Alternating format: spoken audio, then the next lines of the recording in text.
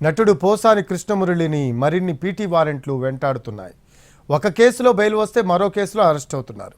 దీంతో బెయిల్ వచ్చినా బయటకు వచ్చే పరిస్థితి లేదు. చంద్రబాబు, పవన్ కళ్యాణ్, నారా లోకేష్లను దూషించినందుకు పోసాని కృష్ణమురళిని కేసులు వెంటాడుతున్నాయి. 5 రోజులుగా కర్నూలు జైల్లో ఉన్న పోసాలని అరెస్ట్ చేసేందుకు పలు పీటీ వారెంట్లు సిద్ధంగా ఉన్నాయి. కర్నూలు జిల్లా ఆదోని 3 టౌన్ పోలీస్ స్టేషన్లో నమోదైన కేసులో అరెస్ట్ అయిన పోసాని ప్రస్తుతం కర్నూలు జిల్లా జైల్లో ఉన్నారు.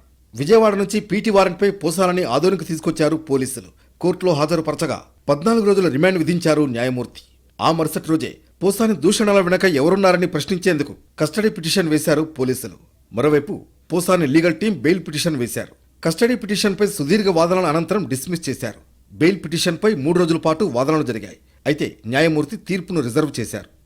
పోసాని కర్నూలు జైల్లో ఉండగానే భవానీపురం పోలీసులు పీటీ వారెంట్పై తీసుకువెళ్లి కోర్టులో హాజరుపరిచారు. న్యాయస్థానం రిమాండ్ విధించడంతో మళ్లీ కర్నూలు జైలుకు తరలించారు. కర్నూలు మ్యాజిస్ట్రేట్ ముందు, అలాగే విజయవాడ మ్యాజిస్ట్రేట్ ముందు తన ఆరోగ్యం బాగాలేదని పోసాని చెప్పినట్లు తెలుస్తోంది. అన్నమయ్య జిల్లా, నరసరావుపేట, విజయవాడ, కర్నూలు ఇలా వరుసగా పోలీసు వాహనంలో అటు ఇటు తిప్పుతున్నారని పోసాని చెబుతున్నట్లు తెలుస్తోంది. వెన్నునొప్పి కారణంగా ప్రయాణం చేయలేకపోతున్నట్లు పోసాని చెప్పినట్లు సమాచారం.